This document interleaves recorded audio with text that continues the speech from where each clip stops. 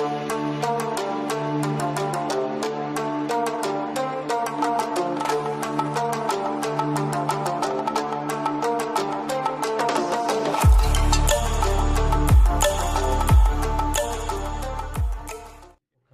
was your holiday over the Christmas?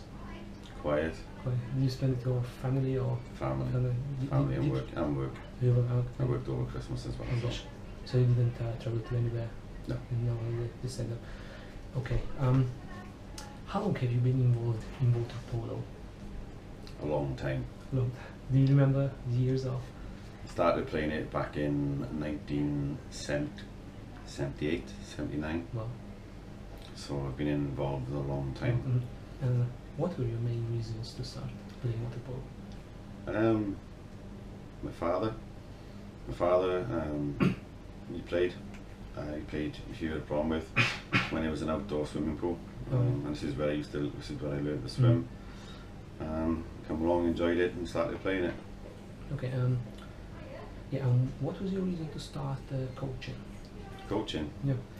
Motivation as well.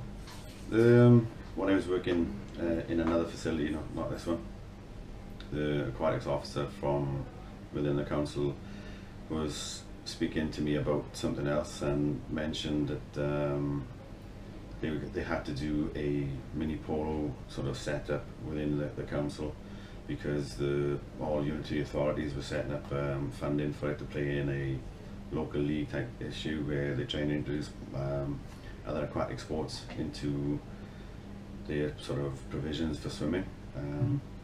So she asked at the time, because the person who was going to take it on was an ex-swimmer and wasn't really motivated to do it. So I said, well, actually I did play it, and she said, oh, do you mind sort of giving some help? So then I got involved with the mini polo setup back in '96, and then we took it from there. Wow.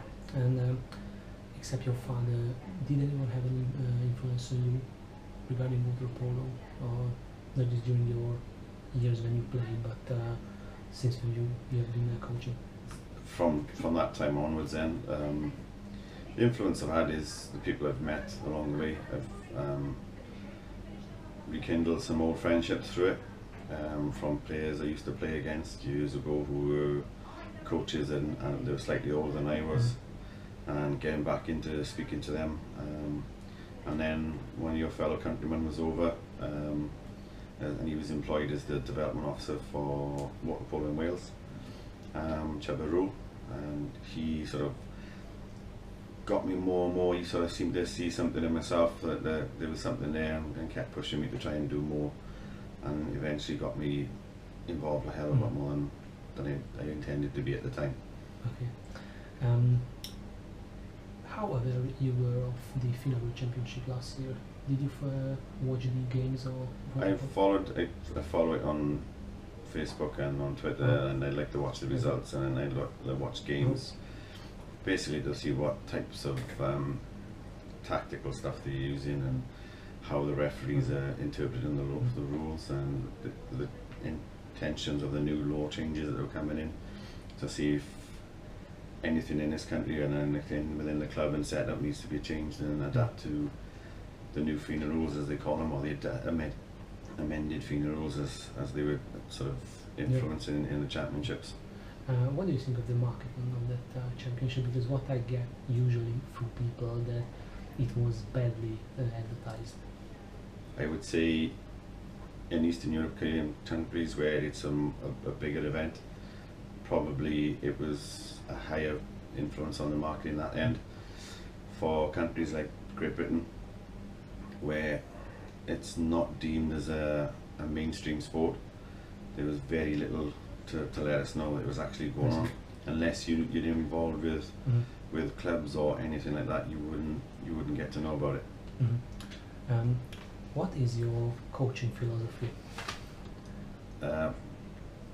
Get in, enjoy it, make friends. How do you motivate the players? What is your best motivation? By trying to get them to do it repetitively, and don't take myself seriously. I know that things happen in the pool, everything you see above the water isn't what actually goes on. It's under the water where the fun and games are.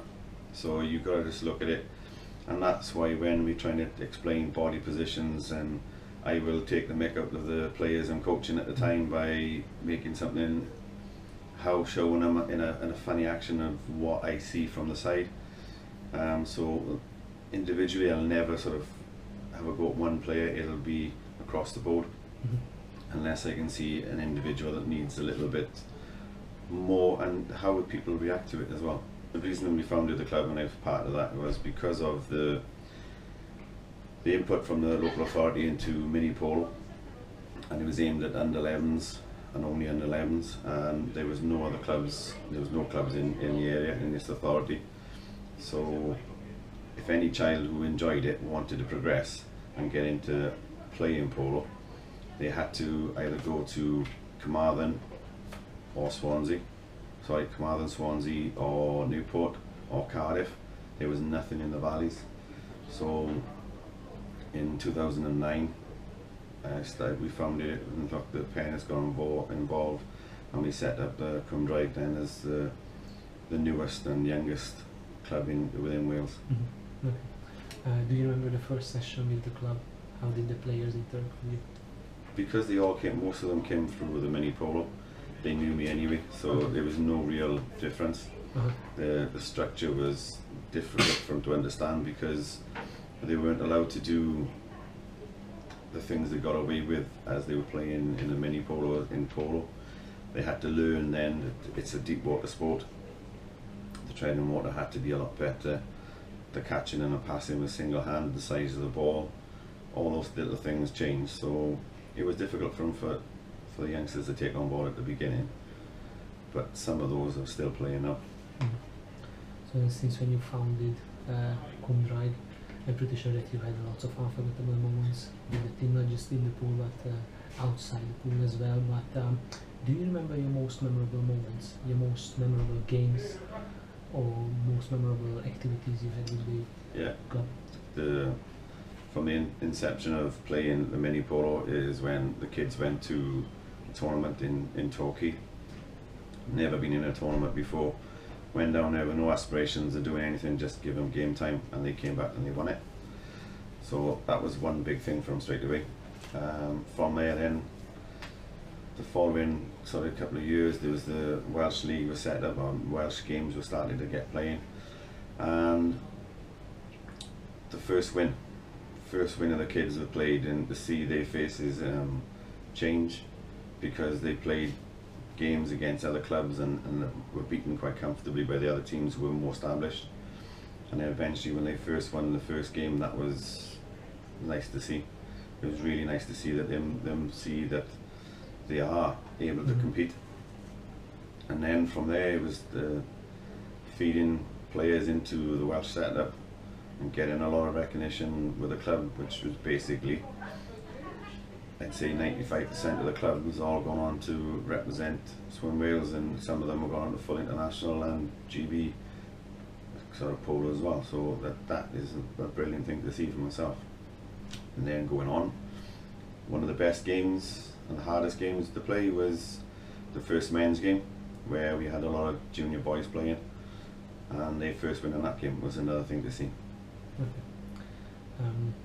What made Cwm Draig stand out for you? What's made them stand out for me? The togetherness of the boys and the girls, the friendships they make, the respect they get, the respect they've gained, and the reputation the club is getting as a good club. What do you think? How could the club become better, and how do you see Cwm Draig's future? Yeah, I can see that the club's best way of going forward is developing more coaches, more individual teams within the team, so that we've got a senior men's section that's coached by a senior men's coach, the ladies section coached by a ladies coach, and the juniors coached by the junior coach, and then the progression between the three different squads and coaching, and all merged together to become a more combative team and competitive team within the British polo setup. Okay. How can you evaluate last year's performance, each of the teams? Evaluation of last year's juniors, youngsters, were in the Bristol and West. We're going in there playing out of age with only 2 players in age, so they entered that, and for them to actually gain points on it and gain the respect that they did from the stronger teams, and to see their faces that they, alright, yeah, they lost, but they never give up, and that was brilliant to see. They never give up at any of the games. The ladies, the development of those, there's a few more of them can go a lot better than that. They didn't win. They got a draw, and I think like a win with them would be for next year is they need to win more games. And with the men's team, I would say it's a disappointing season, but also a good season as well. Disappointing because they seem to fall away when they lost the teams that they could have beaten, and then they went on at the end of the year and they won the not the President's Cup from the Bristol and West, and that was a great day for the senior men. Mm-hmm. How do you see those matches in the Knockout Cup and the whole success? The success was they played hard, and they dug in, even though they were up against stronger opposition in the 2 previous games. On the semi-final game, I think losing a player for 4 minutes was really difficult, and the way they kept in it, and they didn't give up, and they fought on to hold on to gain the win. Okay, since we know our opponents for this year, what are your expectations for 2018? Better than last year, a lot better than last year. I don't want to see the club stagnating as it could. The men's team, with the experience they've got now, because they're all now, the young men, most of them are just turning 18 now, so they were still playing boys against men. But maybe this year they'll have a bit more experience of how to play against more established older men, physically stronger, and start listening to the coaches on the side rather than doing their own thing in the pool and thinking they're the best thing in the water. The ladies need to improve. They need to train more together and play better as a team, which they've got some real good individuals in there, but when they play together as one, they are good. And the juniors, to win a few matches this year, now they come in age again, they should be able to do better. What do you think? Do we have a good chance for promotion with the senior men team? If they play every game properly, there's no reason they can't be promoted. There is no reason whatsoever in my eyes that yourself and the rest of the squad shouldn't be promoted. You're good enough. They are good enough, but you've got to start listening to the coaches. Right, you're also the head coach of the senior women's Wales national team. Just tell us a little bit about that. How long have you been coaching them? Your biggest successes in the last year? Yeah, I've taken on the ladies, Welsh ladies section over the last 2 years. I was asked to take it on as an interim coach at the beginning because the head coach was resigned and no one was stepping forward to take it on. And because of the experience I had taking on the youth boys and doing those type of events with them, they asked me to step in. So I said I'll do the 2 at a time.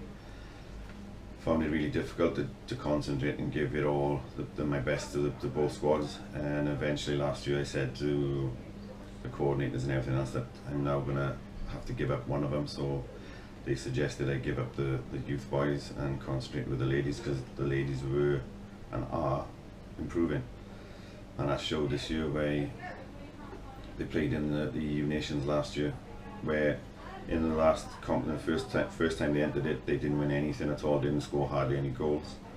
They entered it again last year and they scored in every game, and every game was competitive.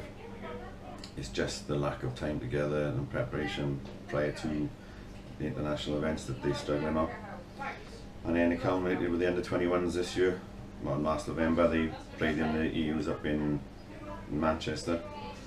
They played really competitively against Slovakia and England.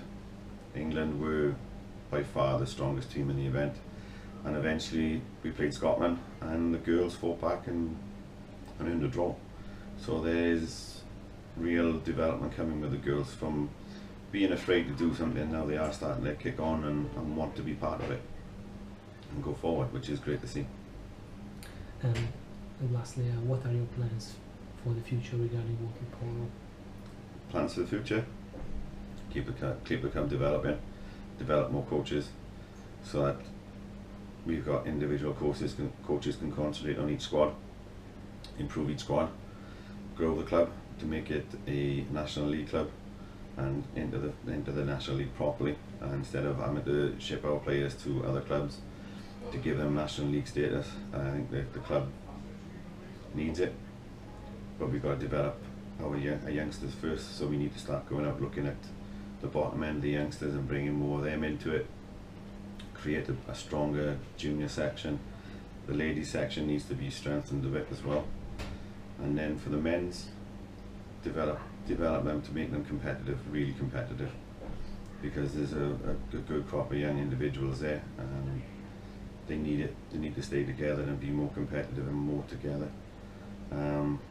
Internationally, get the ladies to win games and be a force that they can be, and to believe in themselves. That's my biggest problem, where they don't believe in themselves, because in the past, the coaching they've had or the setups they haven't been allowed to show their potential. They've had to play a certain way and structured differently. As we all know, goals game win matches. If you don't shoot, you don't score, and you've got to score the goals to win the games. Okay. Thank you very much for that. Cheers.